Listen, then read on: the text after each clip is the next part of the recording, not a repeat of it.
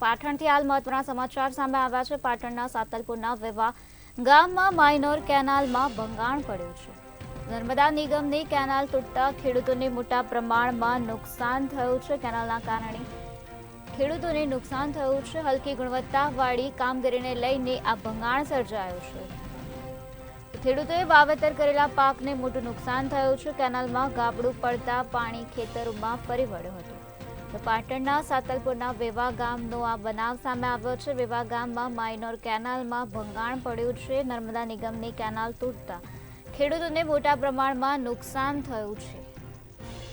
હલકી ગુણવત્તાવાળી કામગીરીને લઈને ભંગાણ સર્જાયું હતું। ખેડૂતોએ વાવેતર કરેલા પાકને હાલ મોટા પ્રમાણમાં નુકસાન થયું છે। કેનાલમાં ગાબડું પડ્યું હતું, જેના કારણે કેનાલનું પાણી ખેતરોમાં ફરી વળ્યું હતું, જેના કારણે ખેડૂતોના પાકને મોટા પ્રમાણમાં નુકસાન થઈ ગયું છે। સાંતલપુરના વેવા ગામની કેનાલમાં માઇનોર ભંગાણ સર્જાયું છે, જેના કારણે ખેડૂતોને નુકસાની ભોગવવાનો વારો આવ્યો છે। કેનાલમાં ગાબડું પડતા કેનાલનું પાણી ખેડૂતોના ખેતરમાં ફરી વળ્યું હતું, જેના કારણે ખેડૂતોને નુકસાન થયું છે।